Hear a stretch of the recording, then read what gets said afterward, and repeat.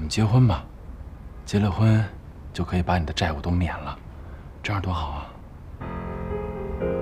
你什么意思呀？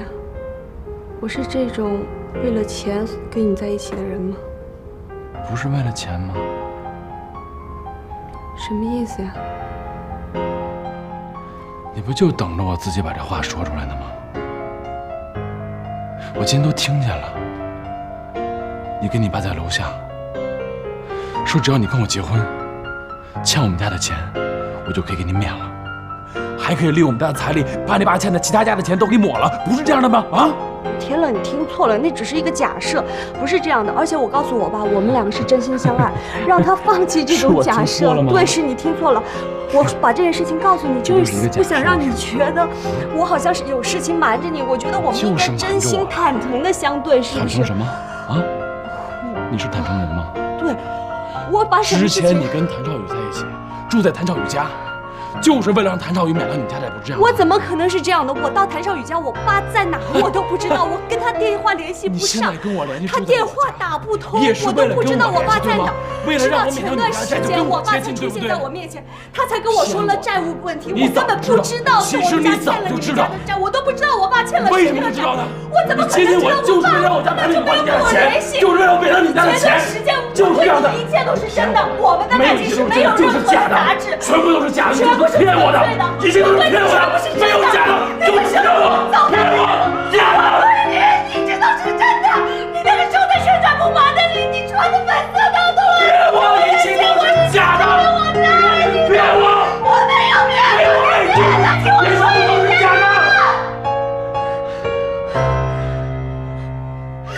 我们结婚吧。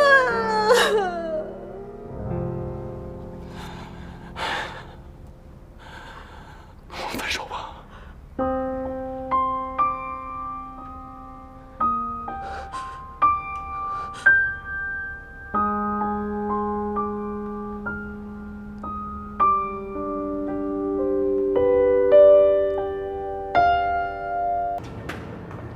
梅兰妮，怎么了？出什么事儿了？怎么哭着？哎，梅兰妮，你去哪儿啊你？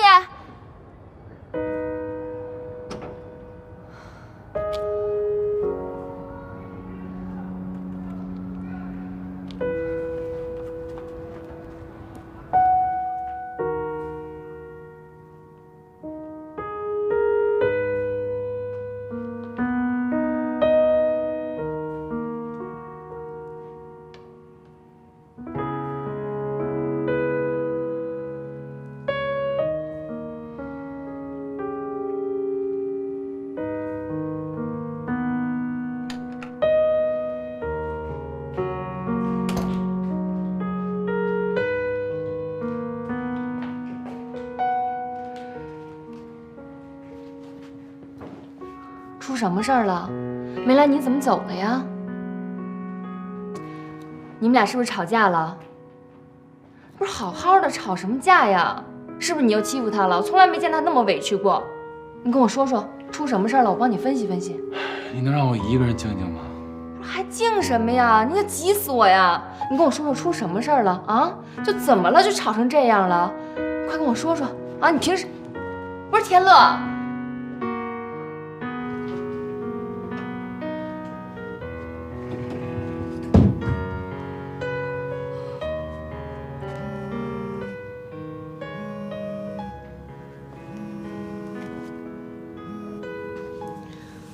喂，妮妮啊，你现在在哪儿？我在家。那就行了，你出来吧，我在你家门口呢。真的假的？真的，我哪敢骗你呀？我刚回国就跑来看你了。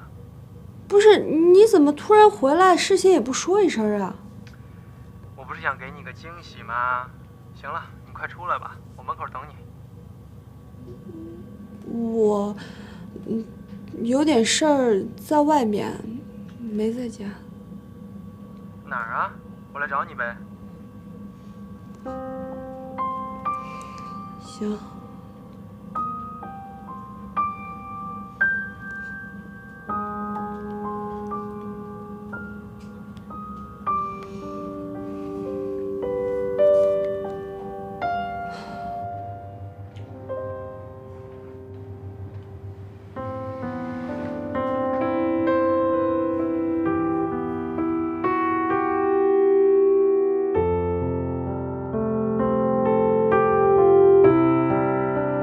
我现在跟天乐结婚，利用他对我的喜爱，1000万就不需要还了。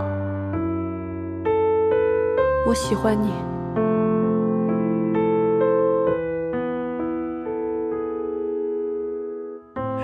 李天乐，你知道我为你流过多少眼泪，伤过多少次心吗？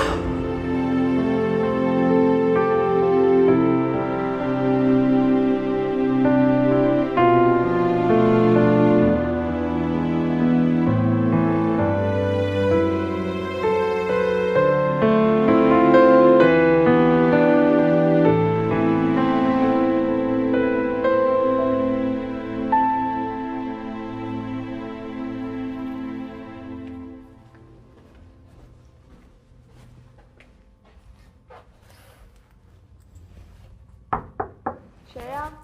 是我，妮妮，我回来了。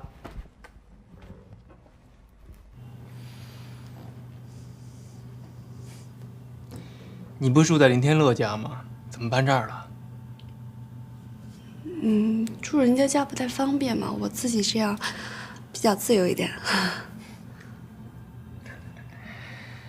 你们又吵架了吧？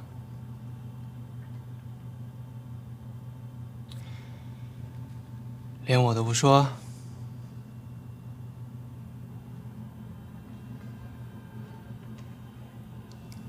我们俩分手了。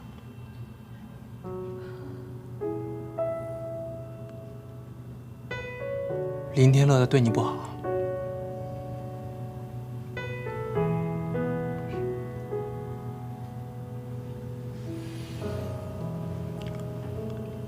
妮妮，到底发生什么事儿了？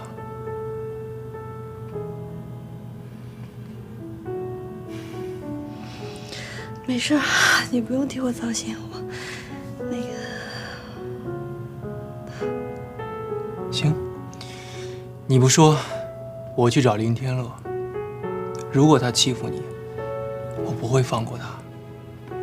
我这。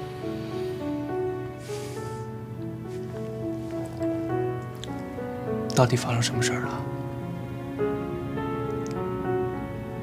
不是他的问题。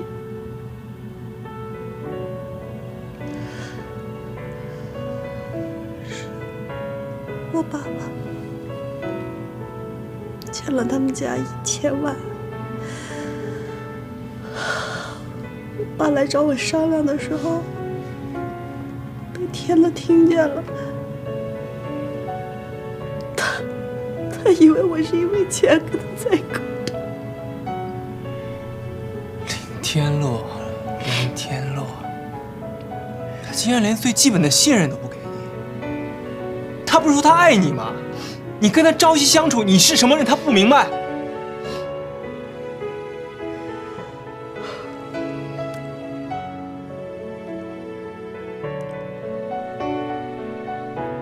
妮妮，我之前就劝过你，林天乐不适合你。现在看来，他根本就配不上你。我希望你不要再为他难过了。他想误会，就让他误会。叔叔的钱的事儿，我会想办法。我这次回来就不走了。妮妮，有我在。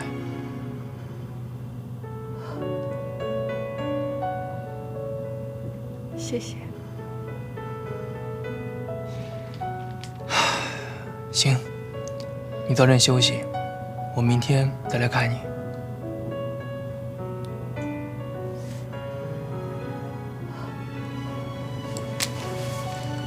别担心，我先走了。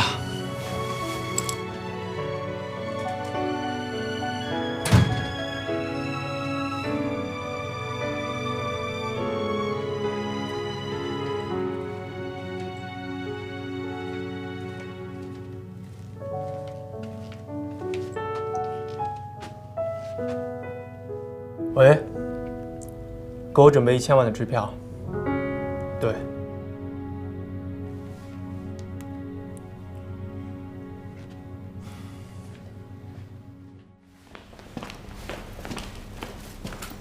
爱宝，妈，看来了。准备开饭。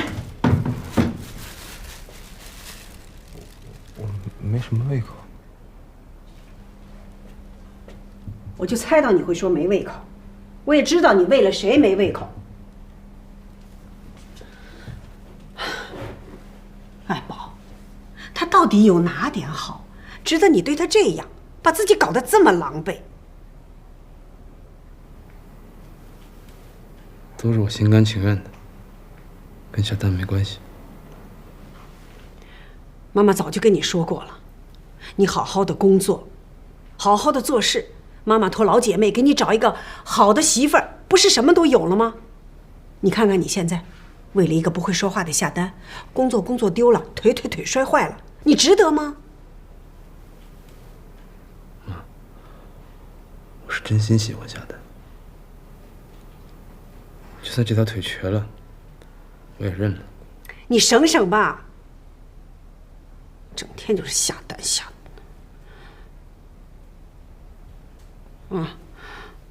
有件事我可想告诉你啊，我听别人说，夏丹现在呢和苏澈在一起了，而且他们好像准备结婚了。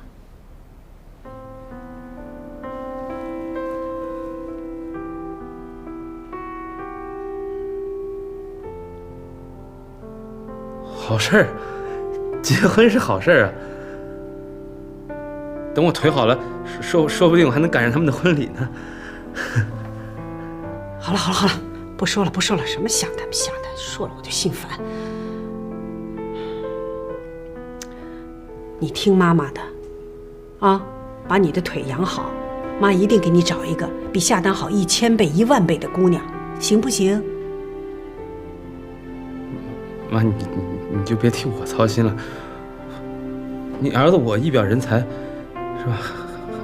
还愁找不到好媳妇吗？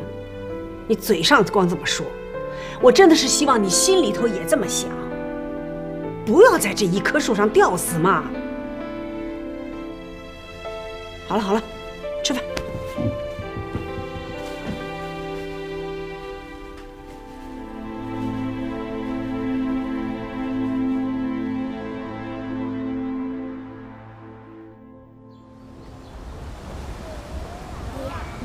今天晚上吃什么？你想吃什么？我想吃炸鸡腿。好，给你买。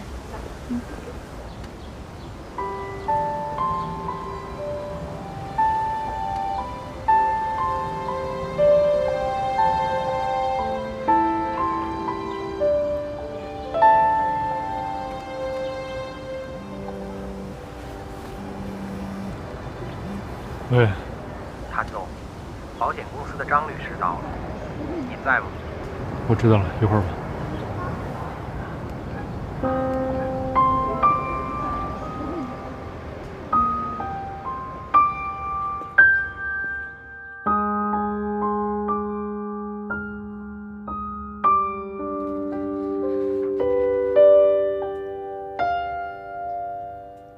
谭总，您觉得怎么样？这个险种的投保额太低了，致使受益人的保障也有限，有没有什么更好的推荐啊？谭总，如果您觉得投保额低呢，我们这里有一款专门针对您说的这个年龄段的儿童的一种高额的保险服务，只是它的投保额会稍稍高一些。有多高啊？您看啊，如果您一次性投保500万的话，那么从明年开始，受益人每个月就能领到相当可观的生活费，而且是终身享受的。你能保证受益人是终身受益？这一点请谭总放心，我们是有专人进行跟踪服务的。很多父母呢，为了给孩子提供一个安稳的未来，都会选择这种保险。就要这个了，替我尽快整理好，谢谢。好的，谭总，我办好了给您打电话。再见。再见。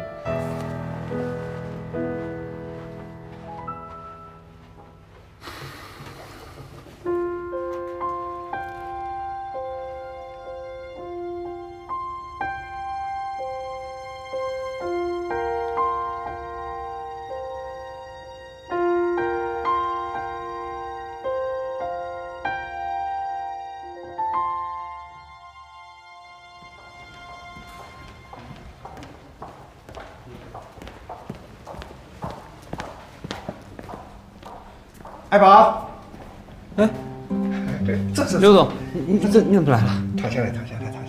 哎呦，哎，你好啊，那刘总，我给你介绍一下，这是我妈妈。你好。哎呀，谢谢领导关心，你看你还来看看他，谢谢。应该的。你坐，刘总。好，坐吧。医生怎么说啊？会不会有后遗症？没事，医生说了，只是个普通的骨折，只要他好好休息，很快就能康复。谢谢领导关心。放心吧，刘总，我养养就好了。你这次工伤，我是有责任的。公司的安全管理确实有问题。刘总，您千万别这么说，这事儿也怪我自己不小心。你们家爱宝真是个人才，来公司上班没多久，就发现了一个很重大的消防安全问题，幸亏得到及时的纠正，不然我们公司的损失可就大了。真的，儿子。公司决定奖励你50万元，这是现金支票。不，刘总，这我不能要。这不行的，不行啊！你拿着。听你师傅说，你现在也缺钱花啊。还有，按照工伤处理的规范，他休养期间的医药费、营养费、工资，我们公司都会如数支付的啊。哎呀，太谢谢领导了，太谢谢了，爱宝，快谢谢，你看看这。刘总，谢谢刘总了。应该的。还有一件事，你呢，好好养伤。等你上班以后呢，公司决定要重用你，让你做我的助理，总经理助理，你可不要推辞啊！好，太谢谢领导了，谢谢。那我就不打扰了，好好休息啊。好嘞，您再坐会儿吧。坐会儿呗。不用，你好好休息啊。好。辛苦你了，谢谢，辛苦你了，太谢谢了。那我走了啊，我送您吧。那我就不送你了。好，再见。哎，好，再见啊。好，再见。哎呀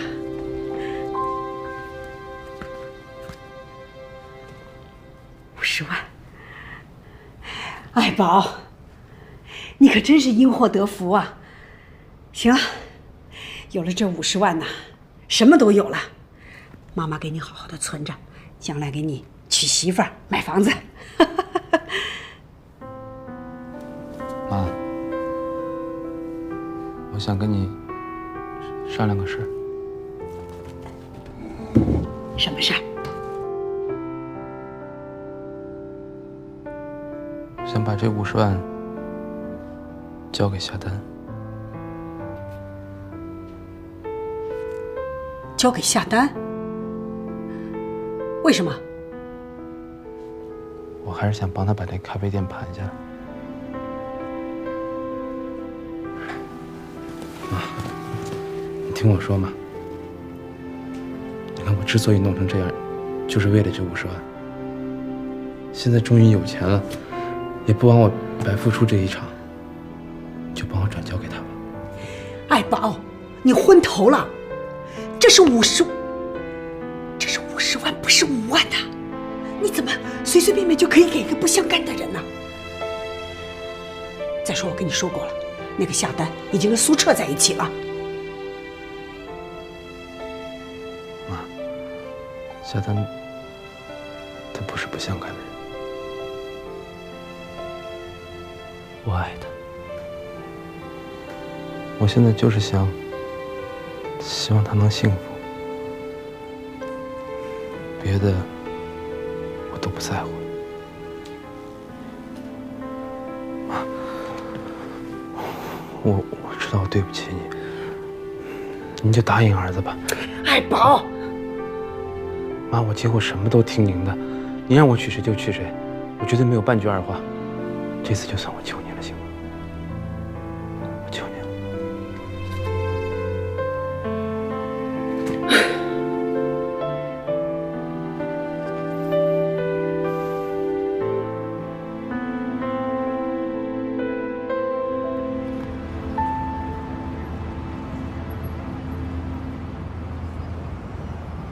兰妮，兰妮，你跟爸爸说，这到底是怎么回事啊？啊？没事儿。没事儿，没事儿，怎么会搬出来呢？是不是和天乐你们俩之间出现了什么问题？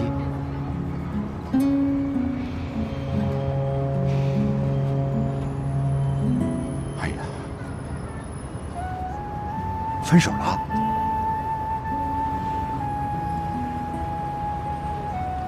啊？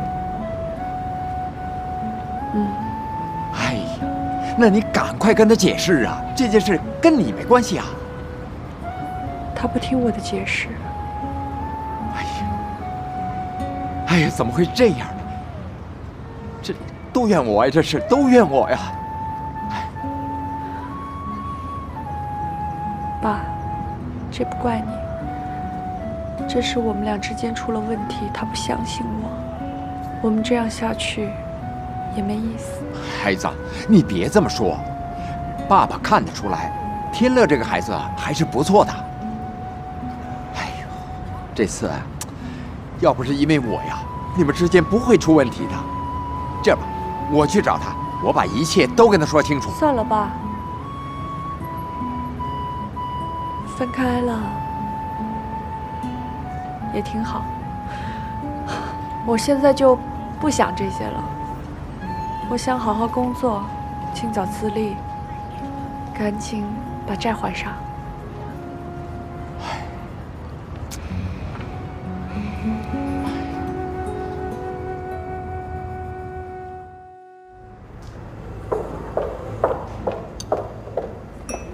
王董，不好意思打扰了。王总，有份文件需要您签字。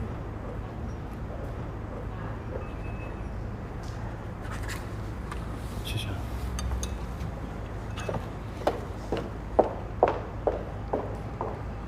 少宇，怎么，有什么心事吗？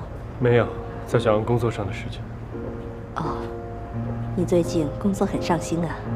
应该的嘛，以后我会把我所有的心思都放到工作上，不让你失望。你能这么想，我就放心了。工作上有什么要求，尽管跟妈说，妈一定全力支持你。妈，既然说到这儿了，我想跟你商量个事儿。哦，什么事儿啊？能不能把公司30%的股权先分割给我？为什么这么急着要划分股权呢？将来这公司不都是你的了？我想在公司上市之前把所有的准备工作都做好，这样上市也容易一些。哦，原来是这样，我自然没意见。公司能上市也是我多年的愿望，这些事儿就都由你负责吧，该办什么手续就去办，你做决定就好了。谢谢妈。还有，明天能不能先给我的账上花个500万啊？因为最近我看好了一个很好的风投项目，我也想参与一下。行啊，一会儿你把投资项目拿给我看看，如果没问题的话，明天就打你账上。好。风险投资现在是挺热门的，我们也的确应该参与一下。风险投资可是有风险的哦，你要小心哦。少宇啊，工作热情当然是越高越好，但是千万要注意休息啊，别把身体弄垮了。我会注意的。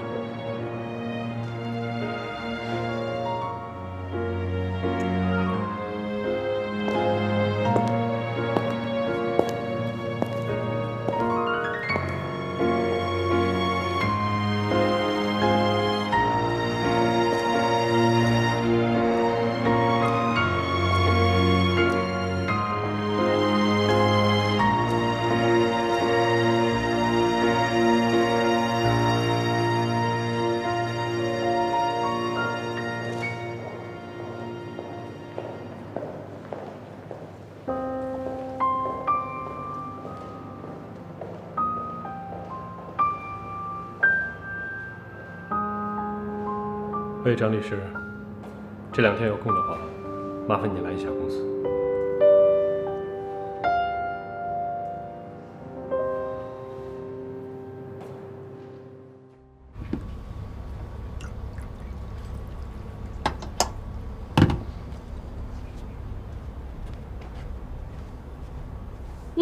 没有咖啡，喝点白水吧，健康。说吧，一早过来找我干嘛呀？给你带来一个惊喜。还惊喜呢？怎么给我带了1000万啊？这钱你拿着吧。不，你干嘛呀？我跟你开个玩笑的，赶紧拿走拿走。妮妮，这是1000万，你拿去还给林天乐。钱的事儿你不用纠结了。莫哲，我刚真的只是跟你开个玩笑。这钱我怎么可能拿呢？我不可能要啊！而且我爸现在住在你们家，我已经很感谢你了。钱拿走吧，我不会要的啊。你为什么不能要？咱俩认识这么多年，你知道我借什么我都会给你，你跟我客气吗？朋友，我跟你说我的处境，我不是希望你来同情我或者帮助我，我是觉得咱俩是哥们儿，我心里不舒服，就想跟你说一说。我觉得你了解我，相信我，这就够了。你把我当朋友吗？你把我当朋友就不应该用钱来衡量我们的关系。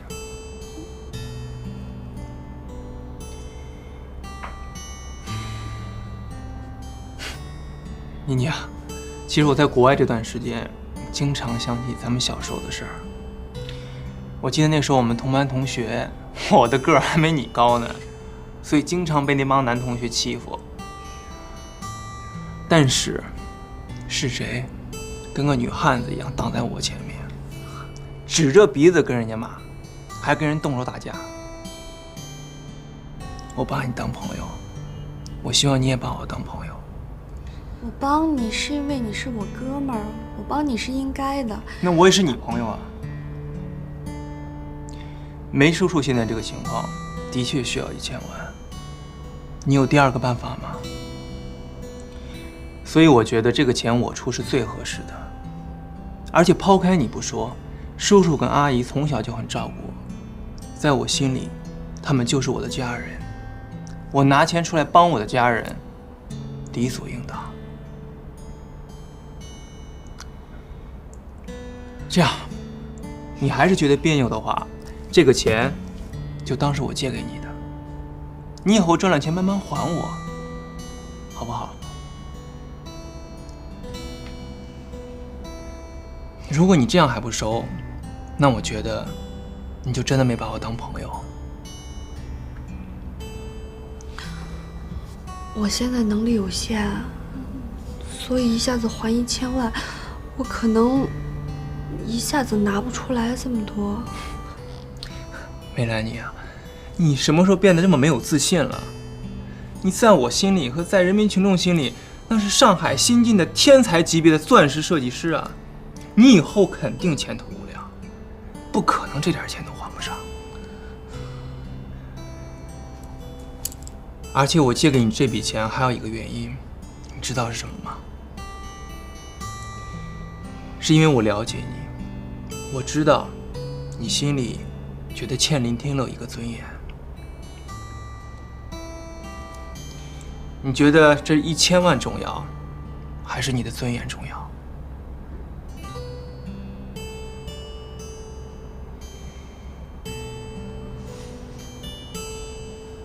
那这钱算是你先借给我的，我一会儿给你写个欠条，可不可以分期付款啊？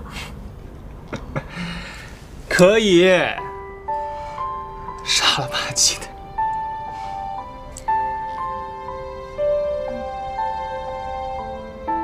谢谢。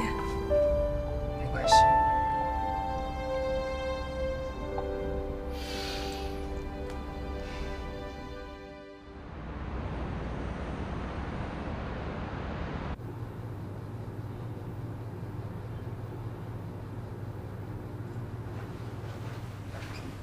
谭总，您找我？哦，来了，张律师，来这边坐。最近都还好吧？啊，还好，气色不错。今天我找你来呢，是想让你帮我你一份遗嘱。遗嘱？好好的为什么要立遗嘱呀？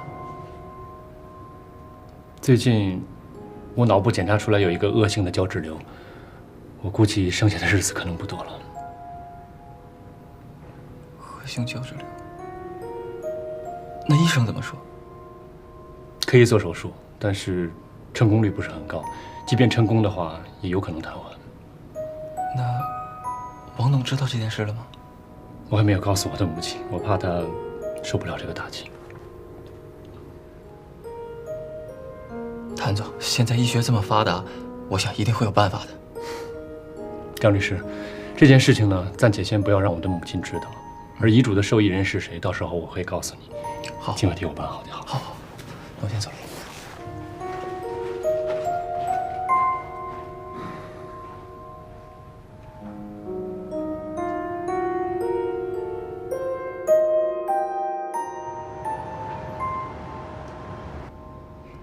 梅兰妮的门禁卡。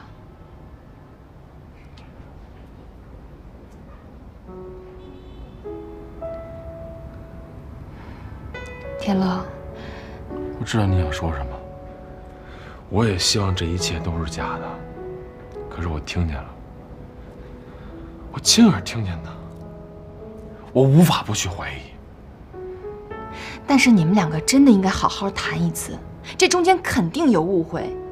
你们俩都相处这么长时间了，他是什么人？他对你是不是真心的？难道你看不出来吗？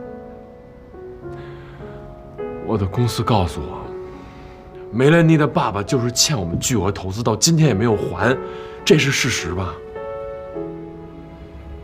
是，我是喜欢他，可是他利用了我喜欢他，他利用我的感情。那我想问你了，我现在是应该相信我听见的，还是相信我看见的？也许这辈子我都永远无法知道事情的真相是什么。那你就这么甘心放弃这段感情了？那我怎么办？我去求他，我去求他告诉我这一切都是假的，我去求他告诉我他爱我。如果我不是林茂华的儿子，如果我不是林天乐，如果没有这笔钱，我愿意相信他说的所有的话。可世界上没有如果，我只能放弃。天乐，现在删除个文件，系统还会跟你确认一下，更何况感情呢？就这么一次了结了，总得确认一下吧。相信我，心平气和的去找梅兰妮谈一次，给她一个解释的机会。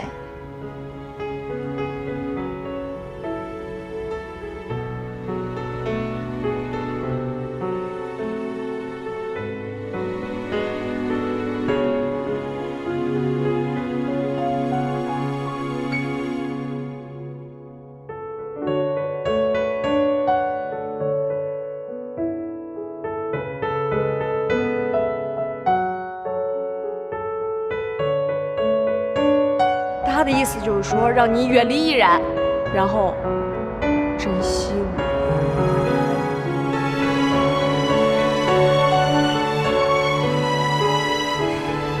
看着我，我这不看着呢吗？我眼睛看到的，就是我想要的幸福。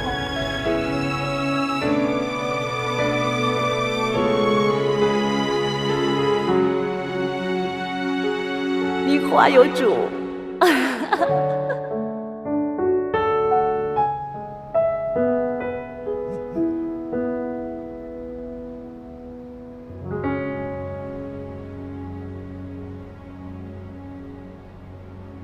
见个面吧，有事儿，地址已经发到你手机上了。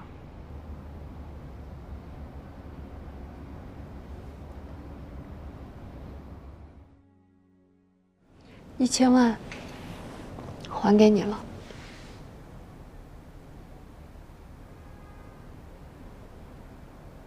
哪来这么多钱？这个你不用管。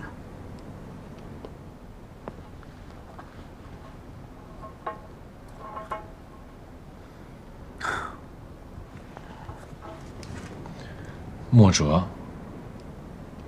啊？莫哲给你这么多钱，你们有这么熟吗？为什么这么大方呢？这钱是我找他借的，钱我已经还给你了，我不欠你的，咱们两清。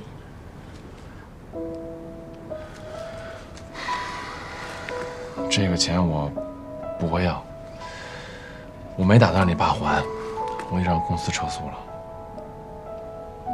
我必须还给你，我不想在你的眼里我永远是不明不白的。我欠莫哲的钱，我可以干干净净的欠的，欠你的不行，容易被怀疑。我不希望我被人误会，你用不着怀疑我。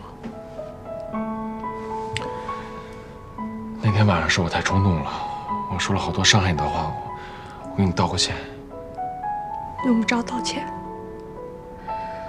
出了这么多事儿，彼此冷静一下，这样也挺好的。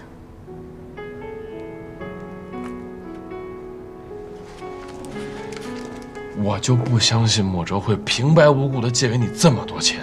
好，你欠他也是欠，欠我也是欠，你先欠着我的行不行？你不要把每个人都想得这么复杂，行不行？这钱我以后会好好还给莫哲，你拿着吧。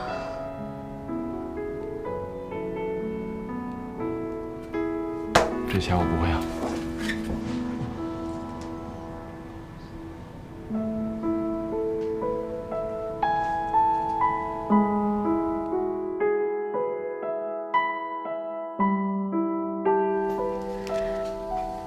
夏丹，这儿有50万，是爱宝摔伤以后公司给的赔偿金。爱宝说什么也让我转交给你，让你把这个咖啡店给盘下来。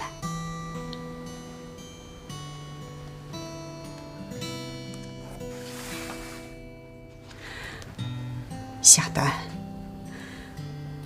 我们家爱宝真的是很在乎你啊。我劝过他，让他把你忘了。我都骗过他，说你和苏澈在一起了。可是就是这样，他心里还是想着你，一定要让你把这咖啡店给盘下来。他说只要你能幸福，他什么都不在乎。小丹，这个钱你还是拿着吧，这是爱宝的心愿。他为你伤成了这个样子，你要是不拿着，他一定会很伤心的。他要是伤心，我当妈的也会难过啊。小丹，你和爱宝的事情，我也想通了。我就是这么活生生的把你们拆散，爱宝绝不会幸福的。所以你跟爱宝的事情，我再也不拦着了。你心里要是还有他，你就去看看他吧，啊？那我就先走了，谢谢你的咖啡。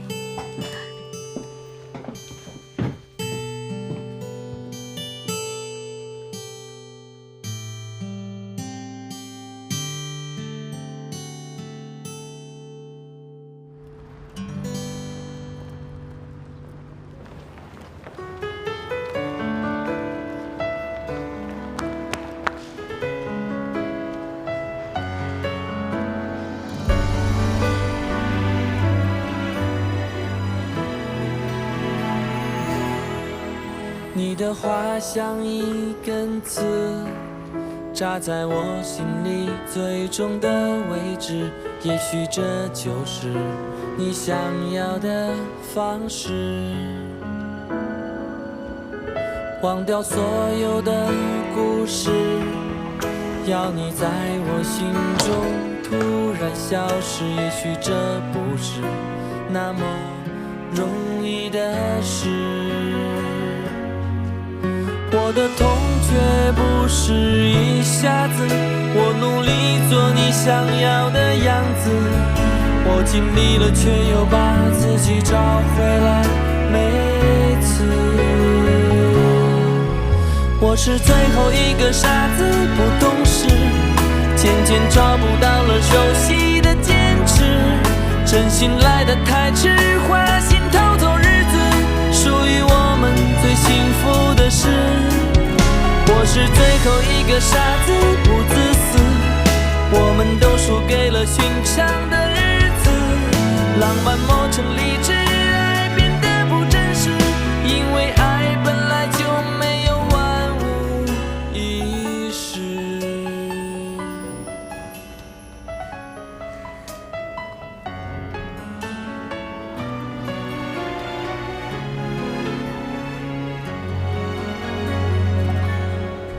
忘掉所有的故事，要你在我心中突然消失，也许这不是那么容易的事。我的痛却不是一下子，我努力做你想要的样子。对不起，我尽力了，却又把自己找回来，每次。我是最后一个傻子，不懂事，渐渐找不到了熟悉的坚持，真心来得太迟，花心偷走日子，属于我们最幸福的事。我是最后一个傻子，不自私，我们都输给了寻常的日子，浪漫磨成理智，爱变得不真实，因为爱本来就没有万一世。本来你是我的天使，不该记住我的名字，是我固执的坚持，你是我的一辈子。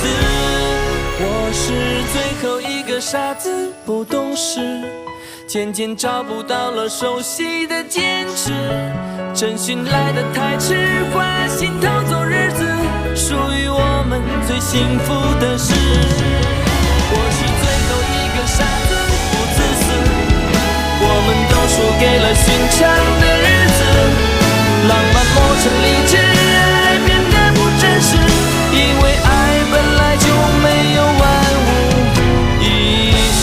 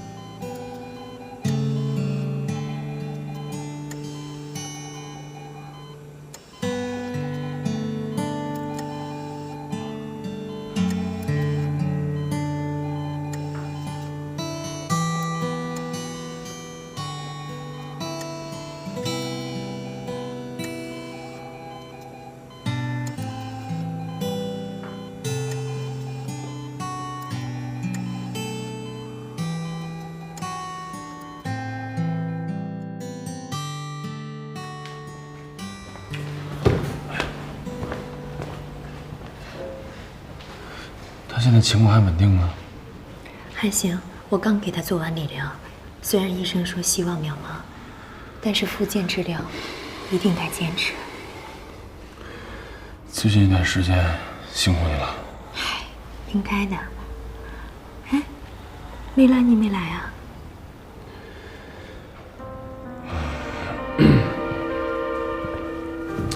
我们分手了。你知道他爸爸欠咱们家1000万吗？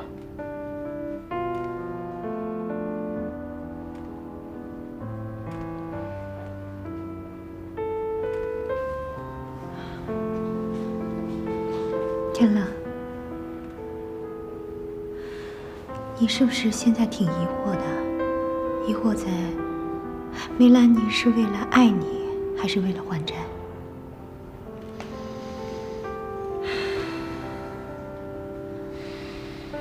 哎，你知道年轻人和老年的差别在哪儿吗？年轻人吧，什么事情都愿意问为什么，什么事情都要归根到根源去。而老年人的心里却是，什么事情动机不重要，重要的就是结果。什么意思啊？当年吧，我在百货公司工作，然后每天都要穿着12厘米高的高跟鞋，一站就要站8个小时，站得我满脚血泡的。当时我就在想，我一定要找一个男人，然后可以每天不用站柜台，不用满脚血泡的。后来呢，我就认识你爸爸了，然后他给我一个稳定的家，我们就这样10多年就过去了。当时呢，我嫁给你爸爸的时候，我并不爱他，但是到现在，我可以很负责任地告诉你，我爱他。哎，那你为何纠结于说梅兰妮想着先还债还是先爱你？最重要的是，他最后爱上你了，那不就可以了吗？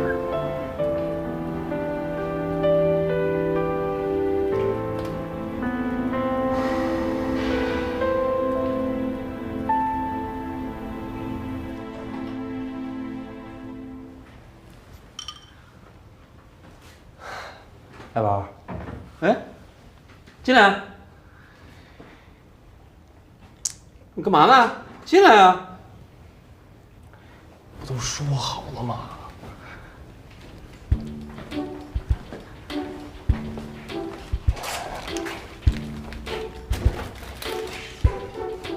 宝儿，我跟晶晶决定在一起了。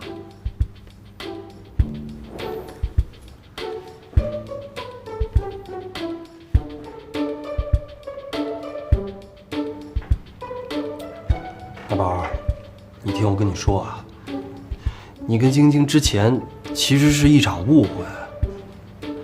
晶晶她爸爸生病住院，着急用钱，所以才跟你们家要那10万块钱彩礼钱。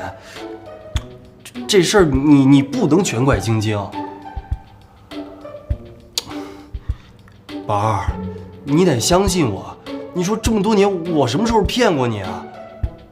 你更得相信晶晶，她真的不是你想的那种人。你真的误会她了。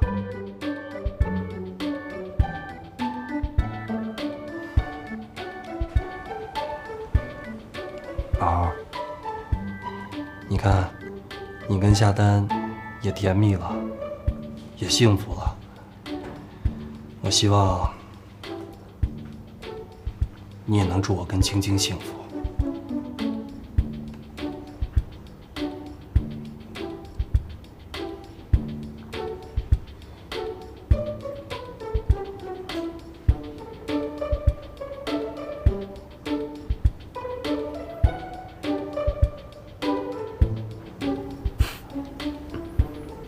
你说我怎么就派了你这么个不争气的卧底？宝儿，那10万块钱我俩商量好了，我俩会尽快攒，攒齐了呢就还给你。林爱宝，你当时派磊磊来报复我，我都不跟你计较了。现在咱俩也算是扯平了，谁也不欠谁的。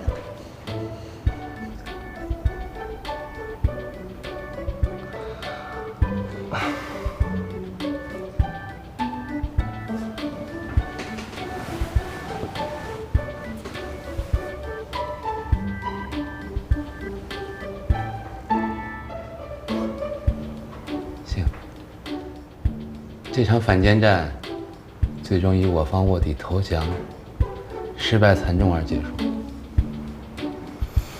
晶晶，过去的事都过去了，从今开始，替我好好照顾好我兄弟。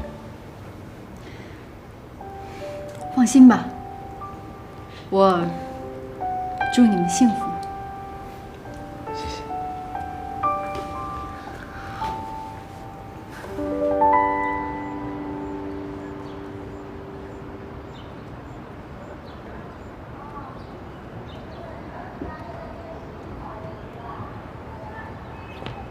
李天乐，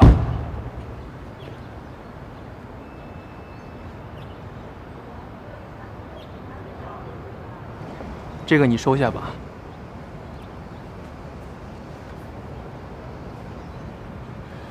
这个钱呢，我不能收，这是我跟梅兰妮之间的事儿，和你好像没什么关系吧？如果我告诉你，妮妮现在是我女朋友，是不是就关我的事儿了？我今天来找你呢，就是为了告诉你，妮妮已经答应做我女朋友了。我们家跟她的关系，我想你大概也知道。其实梅叔叔呢，一直都希望妮妮嫁给我，可惜那个时候你们在一起。不过还好，你们现在分开了。我父亲已经答应梅家帮他们还所有的债务。李先生，其实不瞒你说，这些年来我为妮妮付出了很多。我想我最终打动了她，她选择接受了我。她现在是你女朋友？没错，我有足够的信心给她幸福。你应该知道，我跟妮妮是从小一起长大的，所以我比你更了解她。妮妮啊，她就算是眨一下眼睛，我就知道她在想什么。其实没有你的出现，我跟妮妮早就在一起了。至于她这次重新接受我，我猜是为了彻底忘记你吧。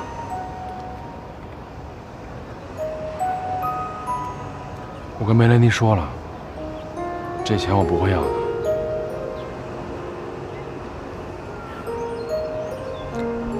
李先生，我现在是妮妮的男朋友，我就有义务去保护她。我以她男朋友的身份劝告你，不要再拿债务的事去纠缠她了。啊，妮妮告诉我，只有你跟她之间没有债务问题，她才觉得不欠你什么。话说回来，你我都是男人，大家应该明白，作为一个男人，他不希望自己的女朋友在爱自己的同时，还要去顾及另外一个男人。李先生，正是这个现实吧。收下这笔钱。妮妮让我告诉你，从今以后，她再也不想见到你。这是他的意思？没错。妮妮的话我已经带到了，再见。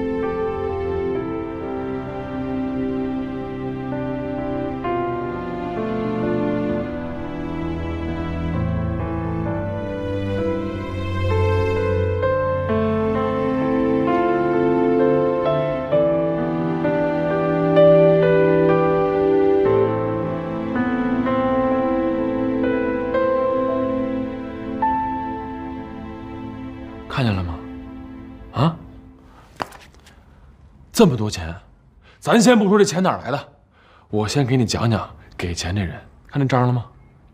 莫哲。你知道莫哲是谁吗？莫哲是梅兰妮的一个发小，俩人关系很好，属于青梅竹马那个类型的。这钱就是他给的。这莫哲呢，一直很喜欢梅兰妮，虽然梅兰妮没跟我承认啊，但是我知道，我了解。没准儿不像你想象的那么复杂，万一是梅兰妮跟他借的呢？那你给我解释解释，他为什么要借给他这么多钱？梅兰妮拿什么还？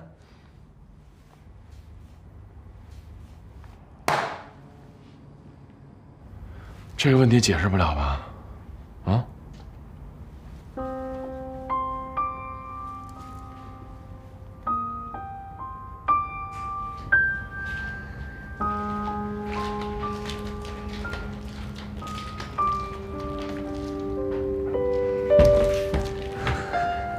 依然，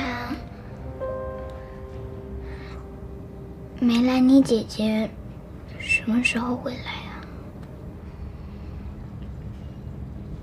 乖，去看动画片吧。少宇帅哥什么时候回来啊？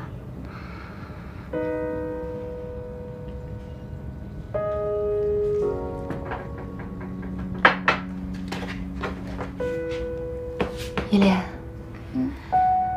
从现在开始，我们做一个游戏好吗？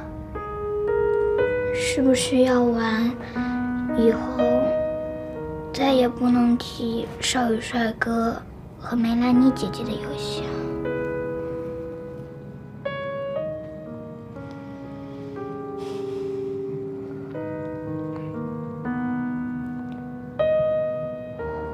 不对，我们要做一个让大家都开心的游戏，就是从现在开始的每一分每一秒，你做的事情都要让这个家充满快乐，好吗？好，我会听话的。我想让你快乐，也想让天乐快乐。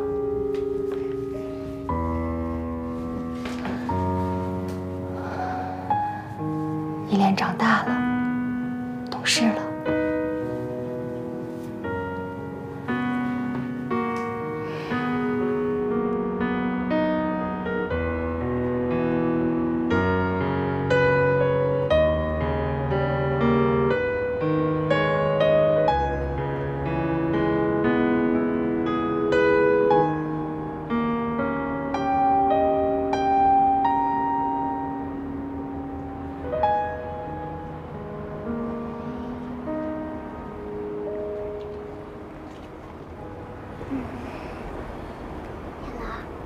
你在看什么呢？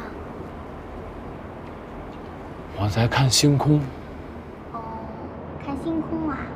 那你看的星空肯定比我看的星空大。为什么呀？因为你长得比我高啊，离星空近啊。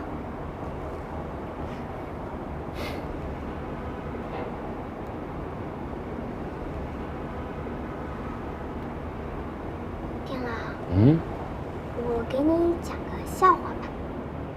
好啊。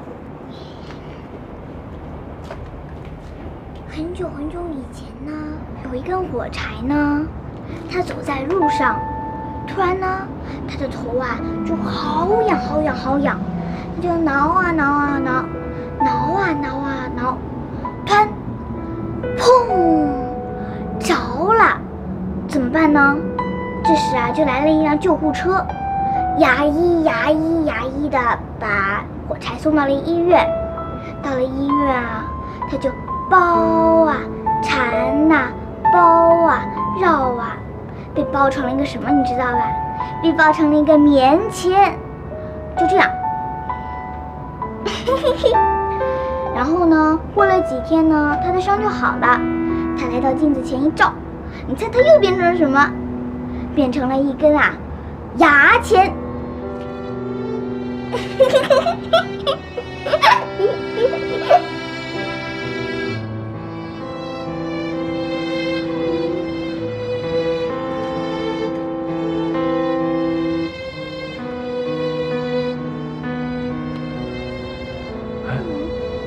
金乐，你怎么了？难道我说的笑话不好笑吗？啊，好笑。哼，来，坐下，陪我看会儿星空。